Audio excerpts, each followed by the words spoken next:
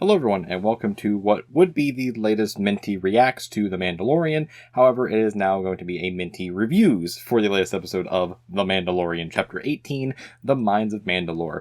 And if you did not watch the Bad video, which is right up here, then let me just explain real quick.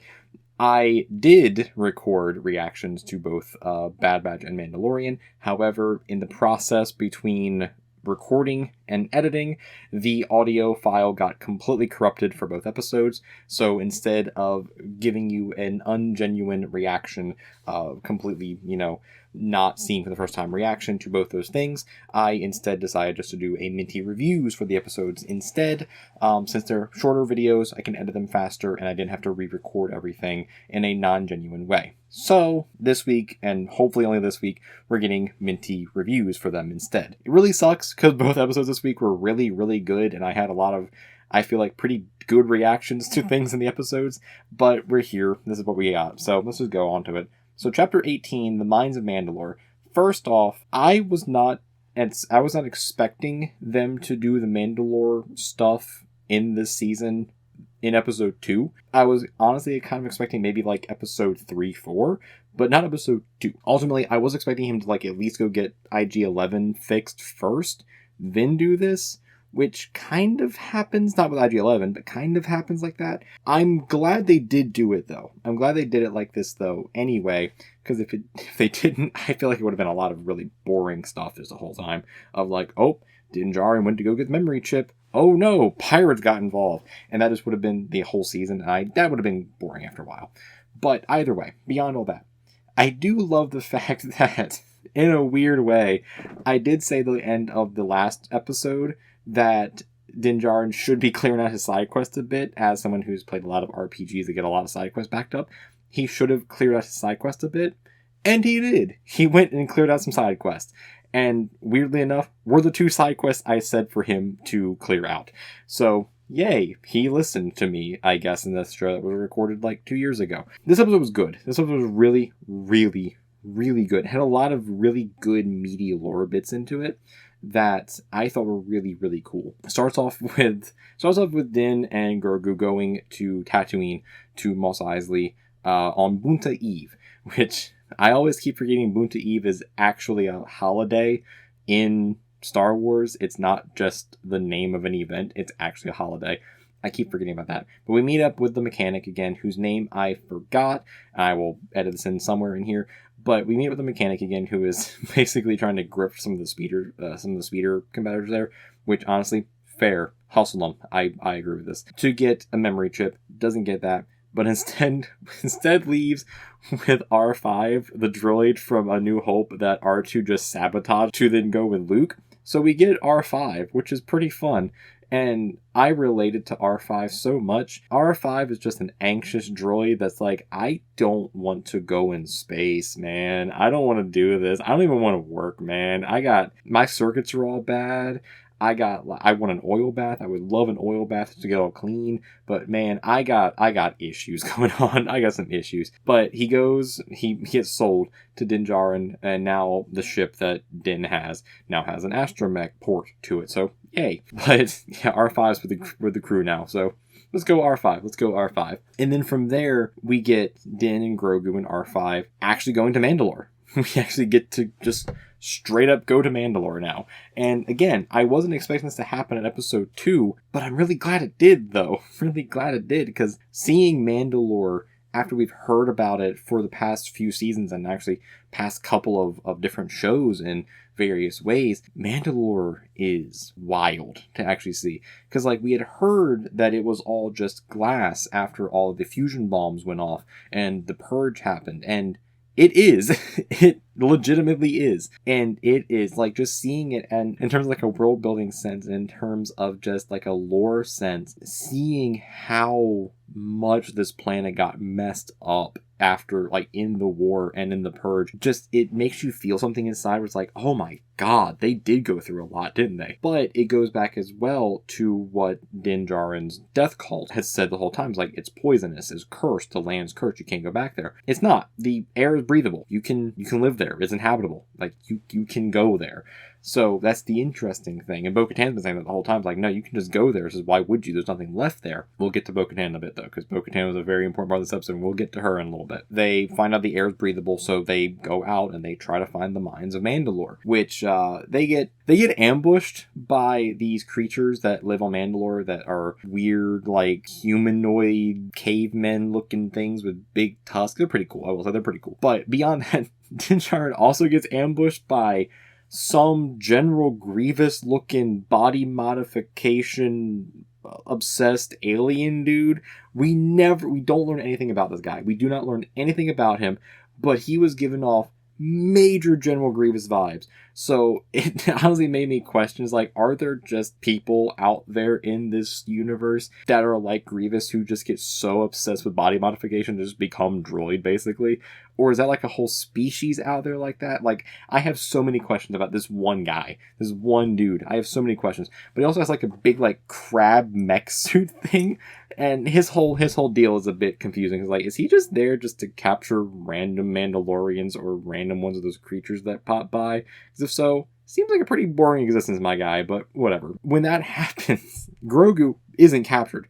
So Din Djarin tells Grogu, go back, go get Bo-Katan, get her to help. I'm just sitting there like, wait, is he about to pilot the ship back? And no, R5 does. But it's a really great scene where literally Grogu jumps into the cockpit of it and just points to the marker on the map where it's like Bo-Katan. It's like, point here, looks at R5 like, here, go here, I need to go here. And it's like, okay, we'll go. Meet up with Bo-Katan.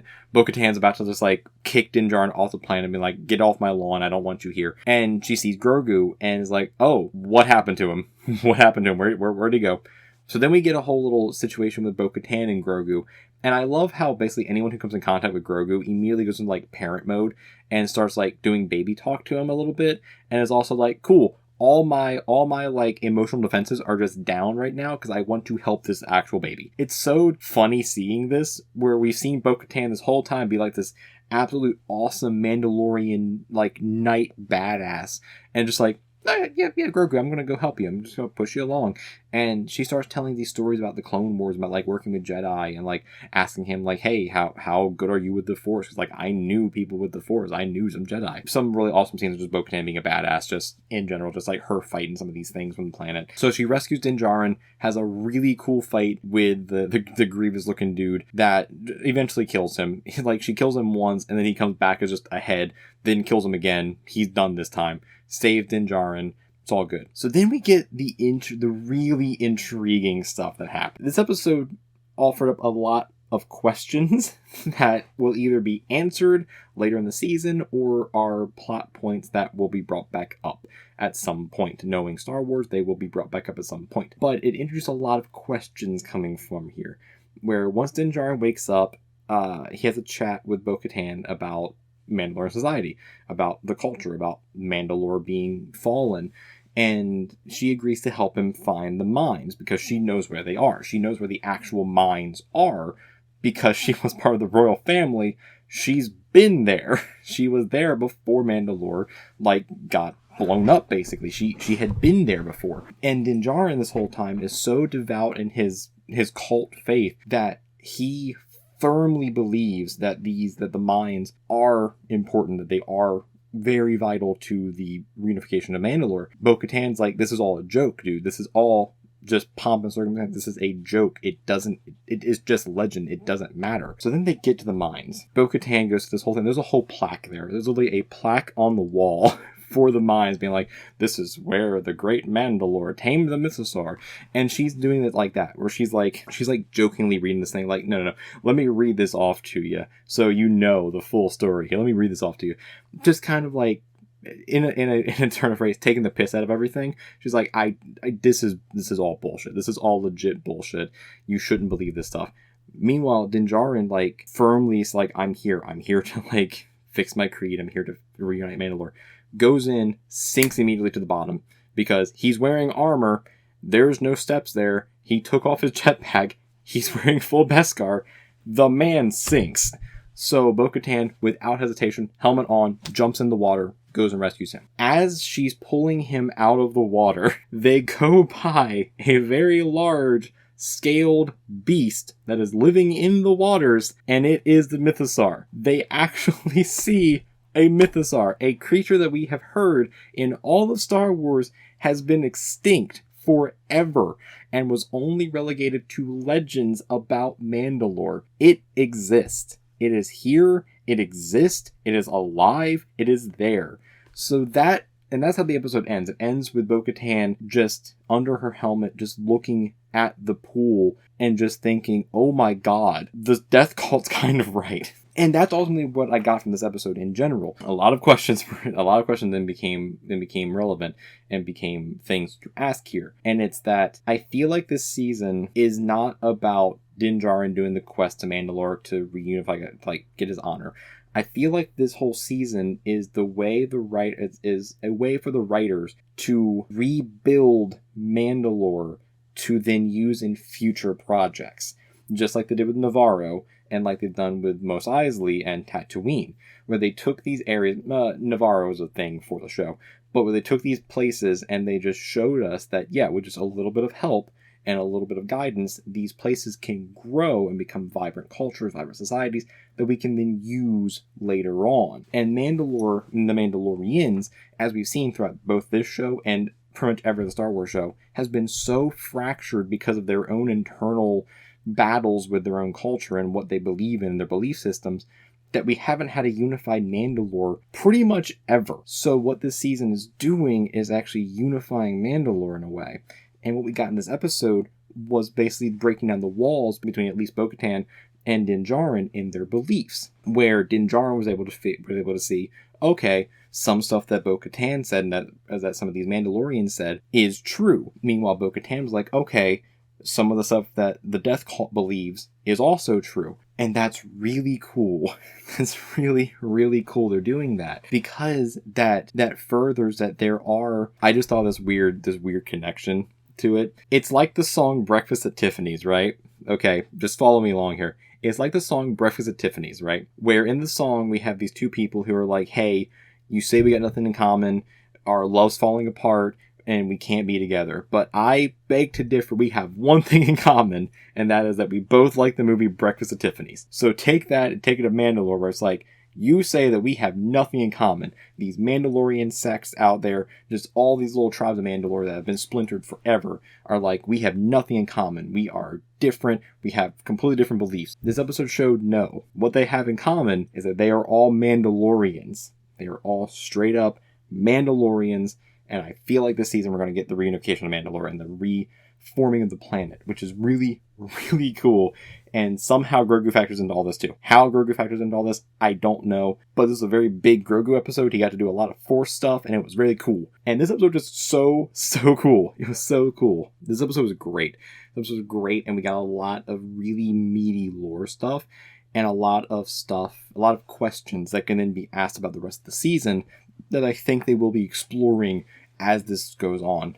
And I really loved it. I really love this episode a lot. Especially actually seeing the Mythosaur and being like, wow, that thing actually exists and that thing's here and we're going to probably see it next episode a little bit. Very cool. So it was just so cool. It was just so cool. I have really nothing else to say about it before I just start rambling about things I've already said. So let me know down in the comments as well, what do you think about this episode of The Mandalorian? And where do you think they're going this season now that they've actually done The Mines of Mandalore? Where do you think they're going for the rest of the season? Do you agree with me that you think they're actually going to be building to a unified Mandalore?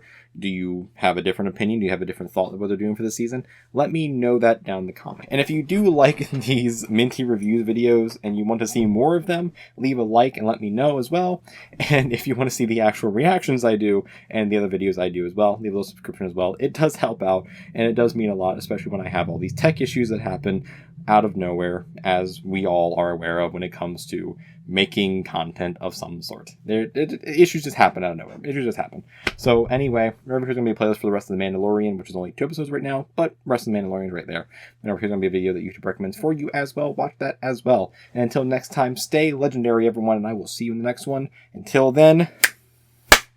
Peace, everyone. Peace.